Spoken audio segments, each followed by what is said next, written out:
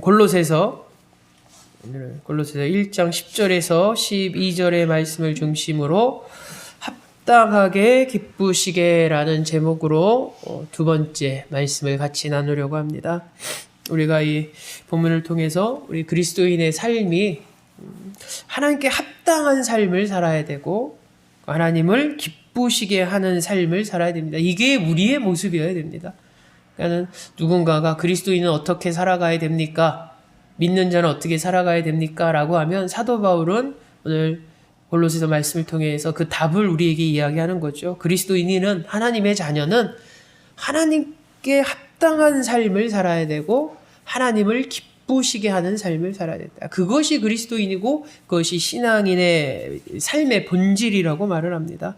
그래서 하나님 앞에 합당하다라는 것, 그것은 하나님을 닮아가는 것이죠. 하나님을 닮아가며 살아가는 것. 그래서 하나님 자녀다운 모습, 하나님의 나라의 천국 시민다운 모습, 그 모습에 합당하게 살아가는 것이고, 또 이 땅의 삶이 나를 위한 삶이 아니라는 겁니다. 이 땅에 저와 여러분이 삶이 주어졌다라는 것은 100년이든 80년이든 90년이든 우리에게 주어진 삶이 나만을 위해서, 나만의 즐거움을 위해서, 나만의 행복을 위해서 막 쫓고 추구하고 애쓰다가 천국 가는 삶이 아니라 이 땅의 삶은 결국 하나님을 기쁘시게 하는 시간임을 우리에게 성경은 증거합니다. 하나님을 기쁘시게 하는 삶. 그래서 성경은 그것이 어느 한순간이 아니라 범사라는 말을 씁니다. 매 하루하루의 삶이 정말 하나님 앞에 합당하고 하나님을 기쁘시게 하는 정말 그리스도인의 본질된 삶의 본질이 바로 저와 여러분의 삶이 되기를 주 예수 이름으로 축원합니다. 그러면서 성경은 우리에게 그럼 이렇게 하나님 앞에 합당하게 또 하나님을 기쁘시게 하는 삶을 살기 위해서 이제 4가지 기도 제목으로 기도하는 모습을 보게 됩니다. 그 첫 번째 제목은 열매 맺기였습니다. 열매 맺는 삶이 되게 해달라고. 열매 맺는 것. 그러니까 우리가 이 땅에서 살아갈 때는 하나님이 원하시고 하나님이 기뻐하시고 하나님이 명하신 그 일은 선한 일이라고 성경은 말하고 있고 그것은 하나님과 관련된 일입니다. 하나님과 관련된 일이기 때문에 결국 이 땅에서의 열매 맺는 삶이라는 것은 우리의 신앙과 믿음의 열매를 이야기하는 것이고 사도 바울은 갈라디아서에서 성령의 열매를 통해서 구체적인 열매가 어떤 것임을 보여주게 됩니다. 그래서 그리스도인의 삶은 열매 맺기가 나타나야 됩니다. 열매 맺는 것. 그리고 두 번째 우리가 지난 시간에 나눴던 것은 무엇을 기도 제목으로 해야 되는가? 바로 성숙하고 성장하기입니다. 성장하는 것. 그래서 우리가 신앙과 믿음에서 성장되고 성숙된다는 것은 2가지 단계를 거쳐야 됩니다. 먼저는 하나님에 대한 지식을 알아가야 됩니다. 하나님에 대한 지식. 그러니까 말씀을 통해서 하나님의 성품을 알아가야 되고 말씀을 통해서 하나님이 어떤 분인가 알아가야 되고 말씀을 통해서 하나님의 뜻을 알아가는 것. 그것이 하나님의 뜻을 아는 것에 잘하는 것. 성장되는 성숙되는 첫 번째 모습이죠. 그럼 그 단계는 뭐냐면 우리가 말씀을 통해서 하나님의 성품을 알고 하나님의 뜻을 알았다면 이제 말씀의 순종함으로 우리의 신앙과 믿음이 자라나야 됩니다. 성장돼야 됩니다. 많은 이들이 하나님을 알아가는데 거기서 멈춰버리고 말씀의 순종으로 이어지지 못해서 그 믿음과 신앙이 자라나는 것, 성숙되고 성장되는 모습을 못 보는 경우가 많습니다. 내가 하나님 말씀에 순종할 때 우리는 하나님의 능력과 하나님의 일하심을 경험하게 되고 하나님의 일하심과 하나님의 능력을 체험하면 우리의 믿음이 더 커질 수밖에 없습니다. 여러분, 신약에서 제자들이 예수님께서 죽으시고 부활하시고 승천하신 후 그러니까 한마디로 얘기하자면 더 이상 주님이 옆에 계시지 않는 이후의 그들의 모습은 공생의 기간 동안 주님과 함께 있었던 그 시간들보다 그들은 더 믿음이 성장되고 성숙됐음을 보게 됩니다. 왜 그렇겠습니까? 우리가 봤을 때는 주님이 옆에 늘 계셨을 때가 더 믿음이 크고 성숙된 모습이어야 되고 주님이 정작 부활하시고 승천하셔 떠나지고 이 땅에 홀로 남았다면 그때는 믿음이 약간 흔들려야 되는 것이 우리의 일반적인 생각이죠. 근데 제자들은 예수 그리스도의 공생의 기간과 그리스도의 십자가의 고난과 죽음과 부활과 승천하심을 경험한 것입니다, 여러분. 직접 목격한 것이고. 그러니까 하나님의 일하심을 받기 때문에 하나님의 일하심과 능력을 체험했기 때문에 나중에는 홀로 남았을지라도 그들은 어떻게 됩니까? 믿음과 신앙이 성장된 모습을 보게 되죠. 우리의 신앙의 모습은 성장되기입니다. 성숙되어야 됩니다. 첫째는 하나님의 말씀을 통해서 하나님을 알아가는 것. 그리고 이제는 말씀에 순종함으로 하나님의 일하심을 우리의 삶 가운데 체험함으로 우리가 성장되고 성숙되는 것. 바로 이것이 하나님 앞에 합당하고 하나님을 기쁘게 하는 그리스도인의 삶을 살기 위한 두 가지 기도 제목이었음을 우리가 나눈다면, 오늘 세 번째는 바로 견고해지기입니다. 견고해지기. 성경에는 이렇게 말씀이 기록되어져 있습니다. 그의 영광의 힘을 따라 모든 능력으로 능하게 하시며 기쁨으로 모든 견딘과 오래 참음에 이르게 하시고. 오늘 성경 본문은 이렇게 말하는데 한마디로 이야기하자면 견고해지기, 강해지기입니다. 강해지는 것. 강해지기 위해서 기도 제목으로 오늘 성경 속에서 보게 됩니다. 여러분, 우리는 신앙생활을 하는 가운데 쉽게 실족하거나 넘어지지 않아야 되죠.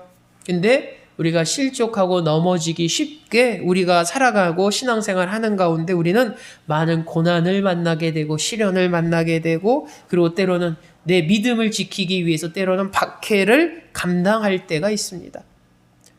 그런 것들이 우리가 살아가는 가운데 놓여져 있습니다, 여러분. 성경은 이미 그것을 이야기하고 있고. 그러면 한마디로 오늘 성경은 우리에게 그런 질문으로 이어집니다. 우리는 그것을 감당할 수 있는가? 지금 내 앞에 놓여있는 어떤 믿음의 생활을 하는 가운데 나타나는 고난이라든가 시련이라든가 박해라든가 이런 것들 우리는 감당할 수 있는가? 만약 그것이 한 번씩만 온다면 우리는 감당할 수 있겠죠. 근데 이런 어려움이 우리가 살아가는 가운데 계속 틈틈이 나타난다면 우리는 그것을 감당할 수 있는가? 우리가 오래 견딜 수 있는가? 오래 참아낼 수 있는가? 그런 가운데 우리의 믿음을 지켜낼 수 있는가? 그런 질문을 던졌을 때 저나 여러분이 자신 있게 나는 문제 없어. 나는 절대 넘어지지 않을 거야. 나는 절대 실족하지 않을 거야. 그렇게 자신 있게 말할 수 있는 사람이 얼마나 되겠습니까? 사도 바울이 골로새 교회를 향해서 이야기할 때도 같은 마음이었을 것입니다. 더군다나 그 당시에는 예수 그리스도를 믿고 예수 그리스도를 증거하며 그리스도인으로 살아간다라는 것은 많은 어려움이 따르는 시대였습니다. 시련이 있고 박해가 있고 고난이 있고, 근데 그것이 한 번이 아니라 계속 이어진다면 과연 그리스도를 향한 믿음을 지켜나갈 수 있을 것인가? 계속 이겨내고 견뎌낼 수 있을 것인가? 그래서 사도 바울은 기도할 때 이것을 기도합니다. 강해지게 하시옵소서. 강해지게. 더 견고해지게 해달라는 기도를 하게 되죠. 그래서 성경 표현대로 하자면 모든 능력으로 능하게 하시며 라고 말하죠. 이 능하다라는 것은 내가 무슨 일이든지 잘한다는 게 아니라 내가 신앙생활을 하는 가운데 나를 넘어질 만한 어려움과 시련과 고난이 왔을 때 그것을 견뎌낼 수 있는 것을 의미합니다, 여러분. 견뎌낼 수 있도록 내가 믿음과 신앙에 있어서 견고해지는 것, 강해지는 것. 그것이 오늘 성경에서 보는 세 번째 기도 제목임을 우리는 보게 됩니다. 여러분, 개인의 능력이 탁월해서 이것을 견뎌낼 수 있을까요? 개인의 능력이 너무나 탁월했기 때문에 나는 신앙생활 하는 가운데 어려움이 오고 시련이 오고 고난이 왔을 때 다 이겨낼 수 있고 견뎌낼 수 있고, 그것이 여러 번 와도 나는 이겨낼 수 있어. 그것이 개인의 능력에 따라서 가능할까요, 여러분? 물론 어떤 분들은 그것이 가능할 수도 있습니다. 정말 보면은 가끔 가다가 정말 믿음에 탁월한, 성경에서 보여지는 어떤 성경의 인물들처럼 그런 믿음과 신앙을 소유하면 가능할 수 있겠죠. 개인의 능력으로도. 그러나 우리가 전반적인 일반 그리스도인의 삶을 놓고 봤을 때 개인의 능력으로 그것은 가능한 것이 아닙니다. 그것은 오늘날뿐만 아니라 2000년 전에 초대교회들이 막 성장할 때도 마찬가지였습니다. 사도 바울은 그것을 알고 있었죠. 개인의 능력으로 가능한 것이 아님을 압니다. 그래서 사도 바울은 이렇게 기도 제목에 고백을 하죠. 그의 영광의 힘을 따라 모든 능력으로 능하게 하시며 라고 말합니다. 그러니까 그의 영광의 힘이라는 것, 그의 영광의 힘이라는 것은 한마디로 주님께서 주시는 능력으로, 주님께서 주시는 힘으로 강해질 수 있게, 견고해질 수 있게, 그렇게 해달라는 기도입니다. 결국 여러분, 우리의 능력과 우리의 수고로는 우리가 오랜 신앙생활함에 있어서 고난과 여건과 어려움이 올 때 그것을 이겨내고 견디고 오래 참기가 너무나 제한적입니다. 장담할 수가 없습니다. 그러기에 우리는 무엇의 도움을 받아야 되냐면 주님께서 주시는 힘으로 하는 것입니다. 주님께서 주시는. 성경대로 표현하자면 그의 영광의 힘을 따라 주님께서 주시는 영광, 승리, 주님께서 몸소 보여주셨던 승리하게 하는 그 힘을 따라서 우리가 이 땅에서 고난과 역경과 어려움이 왔을 때 그것을 이겨낼 수 있는 것이죠. 그리고 그 이겨냄은 한 번의 이겨냄이 아닙니다. 성경에 말하는 것처럼 모든 견딘과 오래 참음에 이르게 하시고 계속 견뎌낼 수 있는 힘, 계속 오래 참을 수 있는 그런 힘, 그렇게 강하게 하시는 것, 그것을 우리는 기도해야 됨을 성경은 말합니다. 저와 여러분들이 기도하는 가운데 이 기도가 정말 저와 여러분의 기도 제목 가운데 있어야 됩니다. 왜냐하면 사탄은 우는 사자처럼 우리의 약점이나 우리의 막 빈틈을 노리고 언제라도 우리를 실족하게 하려고 조금이라도 우리의 믿음을 흔들어 놓고 우리의 믿음의 의심을 심어주기 위해서 끊임없이 호심탐탐 우리의 삶을 지켜보고 있지 않습니까? 그런 가운데서 내가 살아가는 가운데 조금이라도 어려움이 있고 힘듦이 있고 괴로움이 있고 이랬을 때 우리는 그냥 바로 넘어져 버리기가 너무나 쉽습니다. 그러기에 우리는 기도해야 됩니다. 하나님, 나를 강하게 하여 주시옵소서. 견고하게 하여 주시옵소서. 그것은 내 능력과 내 성품으로 되는 것이 아닙니다. 오직 주님이 주시는 힘으로 내가 견고해지고 강해져야 됩니다. 강하게 해주십시오. 그래서 나에게 오는 모든 어려움과 고난과 시련에서 내가 인내할 수 있도록, 내가 감내할 수 있도록, 감당할 수 있도록, 오래 참을 수 있도록 하나님, 나를 더욱더 견고하고 강하게 해주십시옵소서. 바로 이것이 우리 공동체의 기도가 되고 저와 여러분의 기도가 되기를 주 예수의 이름으로 축원합니다. 그 다음 우리가 보고자 하는 네 번째 기도 제목이 있습니다. 기도 제목, 그것은 바로 하나님께 감사하기를 기도합니다. 하나님께 감사하기를. 하나님께 감사하기를. 어떻게 보면 너무나 당연한 것일 수 있습니다. 근데 너무나 당연한 것임에도 불구하고 사도 바울은 이 감사하기에 대해서 기도 제목을 했다는 것이죠. 여러분, 오늘 성경에 봤더니 이렇게 말씀이 기록되어져 있습니다. 우리로 하여금 빛 가운데서 성도의 기업의 부분을 얻기에 합당하게 하신 하나님께 감사하게 하시기를 원하노라. 이것이 네 번째 사도 바울의 기도 제목이었습니다. 저는 마지막에 이 기도 제목을 보면서 그런 궁금증이 생겼습니다. 감사는 당연한 건데 그것을 굳이 기도 제목에 넣어야 되는가? 거꾸로 얘기한다면은 너무나 우리가 쉽게 생각하고 당연하게 여겨지는 하나님 앞에 감사하기지만 실제로 우리 삶 가운데 정말 하나님 앞에 늘 감사하는 마음이 쉽게 보여지지 않았기 때문에 사도 바울은 이것을 기도 제목으로 넣는 것이죠. 여러분, 우리가 처음 예수를 믿고 하나님의 구원의 은혜를 경험했을 때 우리는 하나님 앞에 너무나 큰 감사의 고백을 한 기억들이 있습니다. 내가 예수를 처음 영접하고 인격적으로 예수를 만나고 예수를 영접하고 내가 그리스도인의 고백을 했을 때, 신앙의 고백이 있을 때 그로부터 오는 큰 어떤 감사함이 우리 가운데 있었죠. 근데 그 은혜의 그 감사가, 은혜의 감동이 시간이 지나면서, 세월이 지나면서 그대로 유지되느냐? 사실 그렇지 않다라는 거죠. 그 감동이, 감격이 시간이 지나면서 점점점 잊혀집니다. 점점점. 누군가가 그런 얘기를 한 적이 있습니다. 인간이 살아가는 데 있어서 정말 살 수 있게 하는 원인 중 하나가 망각의 동물이기 때문에 가능하다라고 말한 이들이 있습니다. 철학자가 그런 얘기를 했던 기억이 있습니다. 그러니까 만약에 인간이 너무나 잊어버리지 않고 너무 생생하게 모든 것들을 기억한다면 살아갈 수가 없다는 거죠. 왜 그러냐면 우리가 살아가는 삶이 기쁨만 있지는 않습니다. 슬픔도 있고 고통도 있고 아픔도 있고 분노도 있고 막 이런 것들의 삶을 우리가 살아가면서 경험하지 않습니까? 삶 속에서. 근데 만약 그것이 잊혀지지 않고 지워지지 않고 너무나 생생하게 남아있다면 견딜 수가 없다는 거죠. 누군가 사랑하는 사람을 떠나보냈습니다. 떠나보냈을 땐 그 순간에 막 울고 난리 나지 않습니까? 막 혼절까지 하고 막 기절하고 너무 슬퍼서. 근데 시간이 지나면서 어떻게 됩니까? 시간이 약이라는 표현을 쓰죠. 시간이 지나면서 적응이 됩니다. 상처가 어느 정도 위로가 되고, 그리고 어느 정도 시간이 지나면 일상생활하는데 크게 지장이 안 줄 정도의 상태가 됩니다. 가끔은 기억날지라도.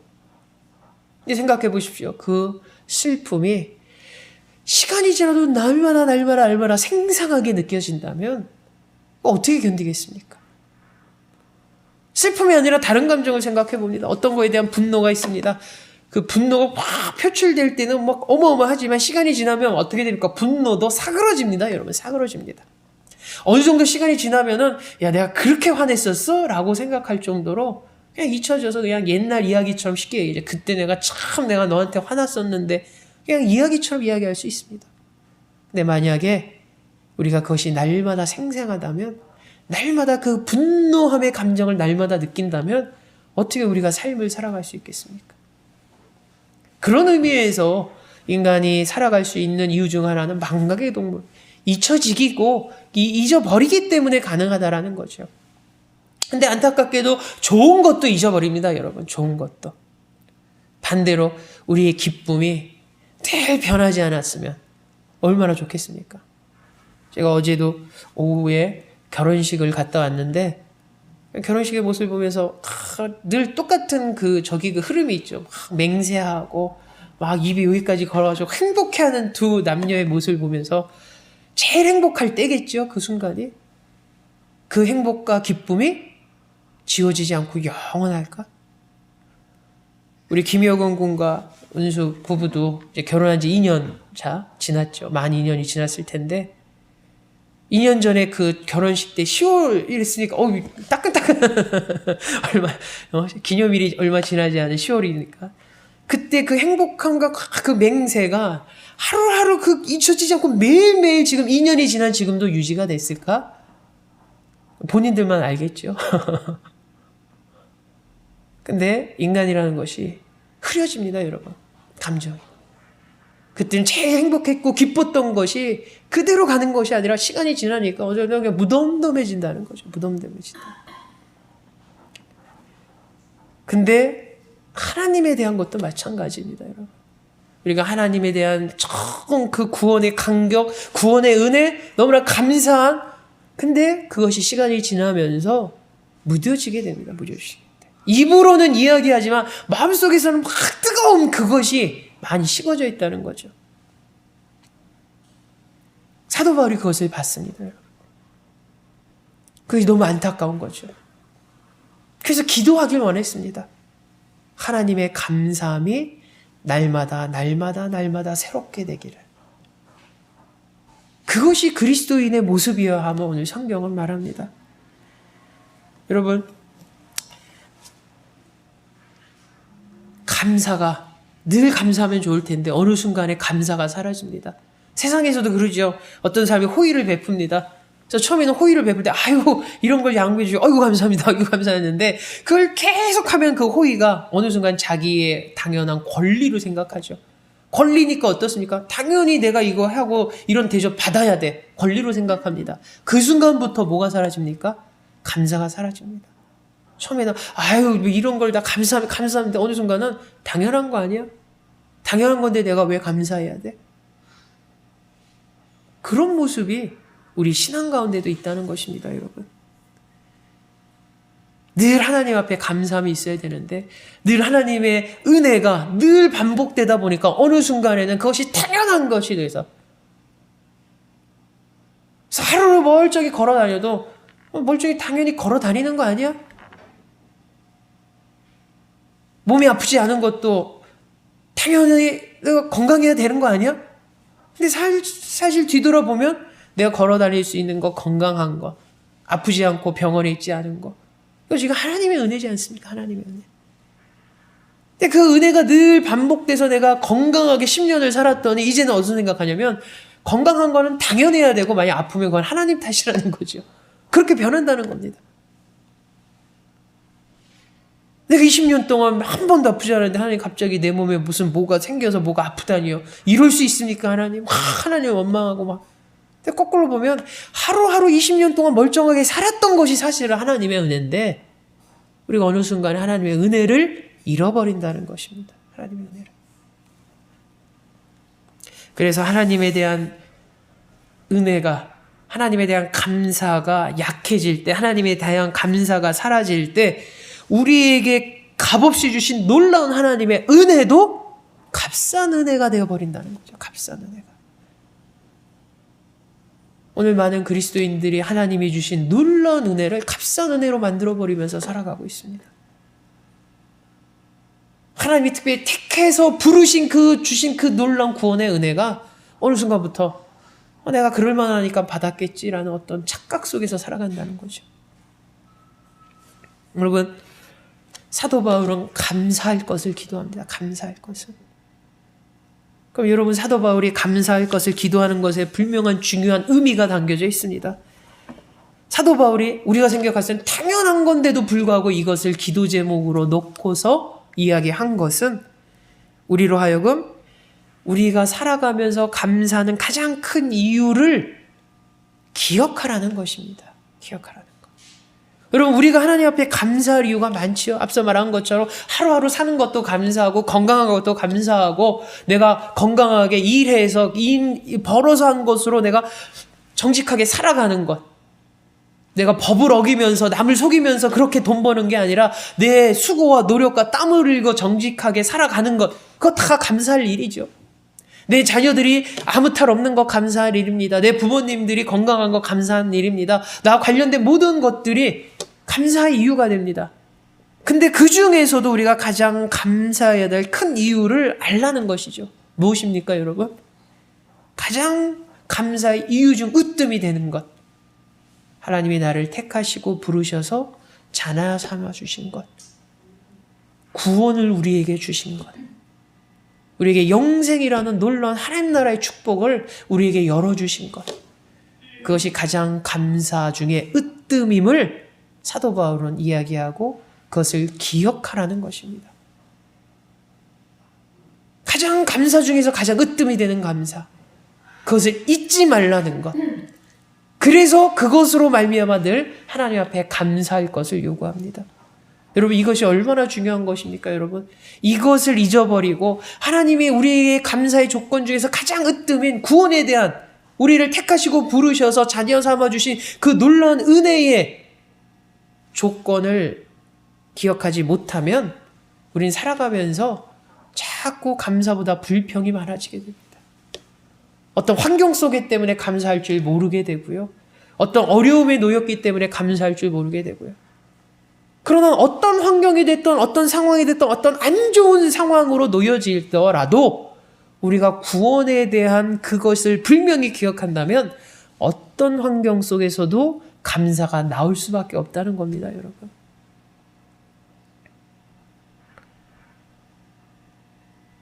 내가 몸이 아파가지고 병원에 있을지라도 그래서 의사가 와서 앞으로 1년밖에 못 산다라는 아주 날벼락 같은 선언이 있다 하더라도 내가 구원에 대한 그 감사의 조건을 기억한다면 그렇구나. 이 땅의 삶은 1년이지만 결국 나는 하나님 품으로 가는 하나님의 나라를 기억한다는 거죠. 그러니까는 그 상황 속에서 남들은 하나님을 원망하고 내가 이러려고 교회 다녔어. 그런 사람이 있는 반면에 누군가는 그냥 담담히 받아들인다는 거죠. 이 땅의 삶인데 뭐. 그 차이가 무엇이겠습니까? 감사의 조건을 기억하는 이와 기억하지 못하는 이의 차이라는 거죠. 감사의 조건 중에서도 가장 으뜸이 되는 우리를 향한 하나님의 구원의 은혜를 기억하는 자와 그 구원의 은혜를 기억하지 못하는 자의 차이라는 것입니다. 그래서 사도 바울이 감사하기를 기도한 것은 우리로 하여금 하나님의 구원의 은혜를 늘 기억하고 잊지 말라는 것이고 그것을 잊지 않을 때 늘 감사할 수 있음을 오늘 성경은 이야기하면서 저와 여러분들이 늘 하나님 앞에 감사하는 그런 성도 되시기를 원합니다. 하나님 앞에 감사하는 공동체 되기 원합니다. 여러분, 또 하나의 중요한 의미는 감사를 드러내라는 의미입니다. 여기서 사도 바울이 말한 감사하기는 단순히 그냥 마음속으로 감사함만 간직하고 있는 것이 아니라 그것을 마음 상태로 머물게 하지 말고 표출하라는 것이죠. 하나님에 대한 감사를 표현하라는 것입니다. 내가 매 순간 하나님에 대한 감사를 고백하고 표현하고 하나님의 감사에 반응하는 삶을 살라고 말하는 것입니다. 우리가 하나님에 대한 감사를 어떻게 표출합니까? 어떻게 표현합니까? 어떻게 고백합니까? 어떻게 반응하겠습니까? 여러분, 찬양을 통해서 하나님 앞에 감사를 드러내야 됩니다. 기도 가운데 하나님의 감사를 고백해야 됩니다. 예배 가운데 하나님의 감사에 반응해야 됩니다. 또 우리의 헌신을 통해서 하나님 앞에 감사를 드러내야 됩니다. 때로는 물질을 하나님 앞에 드릴 수도 있고, 때로는 내 시간과 수고를 통해서 하나님 앞에 봉사의 이름으로 하나님 앞에 헌신할 수도 있고, 중요한 것은 이 모든 것들이 하나님 감사에 대해서 표현하고 반응하고 고백의 모습이라는 거죠.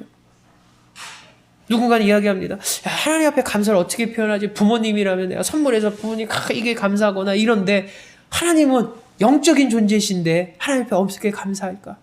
성경은 하나님 앞에 감사를 표현하고 감사를 드러내라고 말합니다.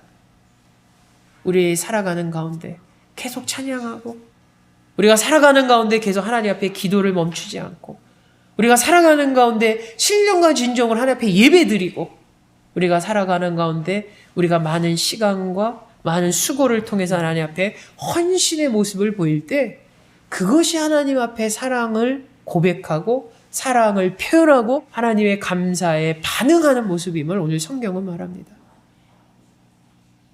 그렇게 감사하라고 살아. 그래서 이것을 기도 제목으로 삼으라고 말합니다.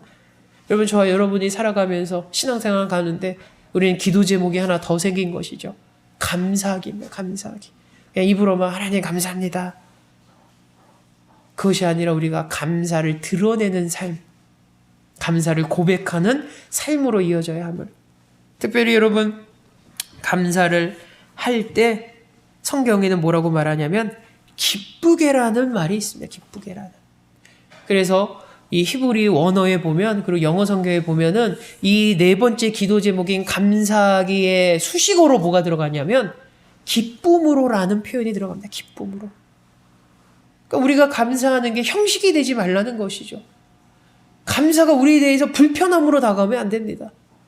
우리가 하나님 앞에 늘 감사하는 삶을 살자라니까 마음속에 어떻게 감사드려, 마음에 막 무거움이 되고 막 짐이 되고 불편함이 되고, 그게 아니라는 거죠. 형식이 돼서는 더더욱 안 됩니다, 여러분. 왜냐하면 우리가 감사라는 것을 이야기할 때 가장 빠지기 쉬운 함정이 형식적인 감사입니다. 형식적인 감사. 형식적인 감사. 무엇입니까, 여러분? 감동이 없는 감사지요. 정말 감사할 때 마음이 뜨거워집니다. 너무나 감사해. 그냥 울어 진정성이 나타나는 그런 감사가 아니면 그것은 여러분 형식적인 감사입니다. 형식적인 감사. 가끔 가다가 제가 제일 궁금해하게 보는 장면이 그런 겁니다. 어떤 경기를 막 해가지고 누군가는 승자가 누가 패자가 됐는데, 패자가 승자를 향해서 웃으면서 막 축하한다고 경기한다고 막 그랬을 때 마음속으로, 야, 저 사람도 패자가 저 경기를 위해서 얼마나 많은 수고 막 이랬는데, 그래서 져가지고 마음에 그냥 그 안타까움이 가득 찼는데 저렇게 여유로운 모습으로 이렇게 축하한다거나 막 이렇게 해줄 때 저 마음이 진심일까? 왜냐면 저 같으면 솔직히 그렇게 못할 것 같거든요. 그냥 가볍게 취미로 해서 이렇게 하는 거야. 뭐 잘했어, 수고했어, 잘했네, 이렇게 막 이렇게 축하를 해줄 수 있겠지만, 정말 내 모든 것을 걸고 많은 것을 하려 하면서 내가 최선을 다해서 했는데 졌으면은 그 진 걸로 인해서 그 안타까움이 너무 감정을 사로잡혀서 축하라는 그의 여유가 없을 것 같다는 생각이 듭니다. 그래서 가끔 그런 거 보면, 야, 정말로 진심으로 축하해 주는 것일까? 그런 약간 색안경을 끼고 보는 경향이 좀 있었습니다. 지금 말씀드리고 하는 건 뭐냐면 우리의 기쁨의 모습이 여러분 형식이 돼서는 안 됩니다. 그냥 감동도 없고 감흥도 없고 아무것도 없는 상태 그냥 툭 감사합니다. 이게 아니라는 것이죠. 기쁨으로 드리는 감사. 기쁨으로 드리는 감사. 여러분, 감사는 기쁨으로 진정으로 드리는 것입니다. 억지로 하는 것이 아니죠. 막 시킨다고 하는 것이 아닙니다. 막 겁준다고 하는 것이 아닙니다. 표정 보면 드러나죠. 우리 예진이지가 학교에서 숙제나 이런 걸 막 해오라고 할 때 이제 그게 습관이 돼야 되니까 요즘은 막 좀 엄하게 하려고 하는 모습이 있습니다. 숙제 안 하고 그러면은 막 화를 내면서 이거 다 끝내고 공부해. 공부가 다 끝내고 놀아. 공부해가 아니죠. 다 끝내고 놀아. 이거 안 하면 놀지도 마. 먼저 해. 막 이러면은 하긴 합니다. 어떻게 보면 순종이죠. 근데 기쁨의 순종으로 막 이런 게 아니라 표정에 이러면서 틈만 나면 한 문제 막 툭툭 말을 뱉으면 이러면서 막 궁시렁궁시렁 하면서 해요. 우리가 봤을 때는 뭔가 하라는 대로 하고 있고 하지만 진정으로 기쁜 마음으로 하는 모습이 아니죠. 근데 우리의 모습은 어때야 되냐면 여러분 기쁜 마음, 기쁨으로 바로 그 귀한 모습이 감사하는 모습이 우리의 모습이 돼야 되고 이 공동체의 모습이 돼야 함을 오늘 성경은 말하고 있고 저와 여러분이 그런 놀라운 삶을 살아가시기를 주 예수 이름으로 축원합니다. 마지막으로 저희가 보고자 하는 것은 여러분 지금 상황의 이 공통점을 봤습니까 여러분? 열매를 맺고 그리고 성장하고 그리고 감사하고 그리고 앞서 말한 것처럼 강해지는 것. 공통점은 한순간에 이루어지는 것이 아닙니다 여러분. 한순간에 이루어지는 것이 하나도 없습니다 여러분. 열매를 맺기 위해서 여러분 어떻습니까? 씨를 뿌리고 가꿔주고 그 시간이 필요합니다 여러분. 열매 맺기 위해서는 시간이 필요합니다 여러분. 한순간에 단시간에 이루어지지 않습니다. 성장하는 거 여러분 한순간에 성장하고 성숙됩니까? 시간이 필요합니다. 시간 가운데 성장되고 성숙되어 갑니다. 강해지는 것 한순간에 강해지지 않습니다. 시간이 필요합니다. 강해져 가는 시간이 필요합니다. 감사드리는 것 여러분 매일매일 감사하라고 말하지 않습니다. 한순간만 감사하라는 것이 아닙니다. 결국 사도 바울의 기도 제목이었던 열매를 맺고 성장하고 강해지고 하나님 앞에 감사함은 한 번으로 끝나고 가능한 것이 아닙니다. 지속되어야 되는 것이고 꾸준해야 되는 것이고 그래야만 이룰 수 있는 것이고 사도 바울은 이렇기 때문에 기도 제목에 넣은 것이죠. 아마 사도 바울이 한순간에 되는 것이었으면 굳이 이 골로새 교회를 향해서 우리 이렇게 기도 제목을 놓고 계속 기도합시다 그랬을까요? 한 번에 되는 것이면. 근데 특이하게도 오늘 성경에 이 네 가지 기도 제목은 꾸준해야 되는 것이고 지속적이어야 되는 것이고 그래야만 이룰 수 있는 것임을 성경은 말합니다. 열매를 맺고 성장하고 강해지는 것, 감사하는 것. 꾸준하고 지속적으로. 그리고 여러분 이것을 이루기 위해서는 이렇게 오랜 시간을 필요로 하고 지속적으로 이루어지다 보면 우리는 그런 마지막 질문을 할 수 있죠. 목사님 과연 제가 그럴 수 있을까요? 1년만 녹화라고 하면 1년 동안 집중해서 하겠는데 이걸 계속 지속하고 꾸준히 할 수 있는 제가 그럴 수 있을까요? 사람의 마음이 얼마나 변덕스럽습니까? 상황에 따라서도 막 바뀌는데 어떻게 그게 가능할까요? 그래서 오늘 성경은 뭐라고 말하냐면 여러분 이 본문의 말씀을 보면 이렇게 기록되어져 있습니다. 맺게 하시고 자라게 하시고 능하게 하시며 이르게 하시고 하시기를 원한다라고 고백되어집니다. 그러니까 열매 맺는 것은 저와 여러분이 열매 맺어야 됩니다. 여러분 신앙과 믿음의 성장과 성숙되는 것은 저와 여러분이 성장되고 성숙되는 것입니다. 믿음의 신앙이 견고해지고 강해지는 것은 저와 여러분이 강해져야 되는 것이고, 하나님 앞에 늘 감사하는 것은 저와 여러분이 감사해야 되는 것이죠. 근데 그렇게 하게 하시는 이는 하나님이라는 겁니다. 그래서 성경에 뭐라고 말하냐면 열매 맺어라가 아니라 열매 맺게 해주십시오. 자라게 해주십시오. 강하게 해주십시오. 감사하게 해주십시오. 라고 기록된 거죠. 결국 하나님의 은혜가 아니면 여러분, 저와 여러분이 열매 맺을 수 없고, 하나님의 은혜가 아니면 저와 여러분들이 성장하고 성숙될 수 없고, 하나님의 은혜가 아니면 우리의 믿음과 신앙이 견고해지고 강해질 수 없고, 하나님의 은혜가 아니면 우리가 감사를 고백할 수가 없습니다. 하나님의 은혜라는 것이죠. 그래서 하나님의 은혜로 하는 것이지만 우리는 그래도 늘 마음의 준비가 내가 열매 맺기 위해서, 성장되기 위해서, 견고해지기 위해서, 감사하기 위해서 애쓰는 성도가 되어야 됩니다. 그럴 때 하나님의 은혜가 임했을 때 열매 맺을 수 있고 자랄 수 있고 강해질 수 있고 감사할 수 있다는 거죠. 여러분, 잠언 16장 9절 우리가 잘 아는 말씀이 있지 않습니까?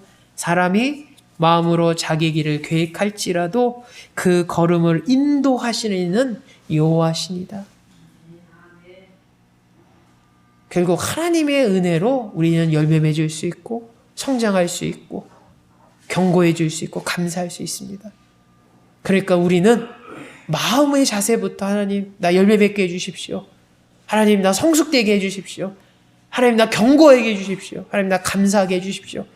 그런 마음이 있을 때 하나님의 은혜가 우리 가운데 임해서 저와 여러분이 이 공동체가 정말로 열매 맺고 그리고 성숙하고 견고해지고 감사하는 공동체, 그 모습이 있을 때 처음으로 돌아가서 하나님의 합당한 삶을 사는 것이고 하나님을 기쁘게 하는 삶을 사는 것입니다.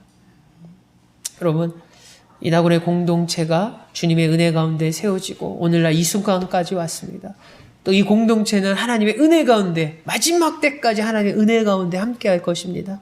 그때까지 이 공동체는 오늘 4가지의 기도 제목을 가지고 열매 맺는 공동체와 여러분 되고 성장되고 성숙되는 공동체와 우리가 될 수 있도록, 또 더욱더 믿음에 견고해지고 강해지는 그런 공동체가 되고 감사함을 잊어버리지 않는 그런 공동체가 될 수 있도록 우리가 함께 기도하고, 그리고 그 기도함으로 하나님의 은혜 가운데 정말로 하나님 앞에 합당한 삶, 하나님을 기쁘게 하는 삶이 이 공동체를 통해서 나타나고 여러분 삶 가운데 나타나기를 주 예수 이름으로 축원합니다. 기도하겠습니다. 사랑해 주님, 우리는 그리스도인으로 하나님의 자녀로 하나님 나라의 백성으로 하나님의 합당한 삶을 살아야 되고 하나님을 기쁘시게 하는 삶을 살아야 되는 것이 우리의 본분이고 우리의 모습이어야 되고 그리스도인의 본질이어야 됩니다. 이 놀랍고 귀한 삶을 위해서 우리가 함께 기도하기 원합니다. 하나님, 열매 맺는 공동체 되게 하여 주시옵소서. 성숙되는 공동체 되게 하여 주시옵소서. 견고해지는 공동체 되게 하여 주시옵소서. 감사를 잊어버리지 않는 공동체 되게 하여 주시옵소서.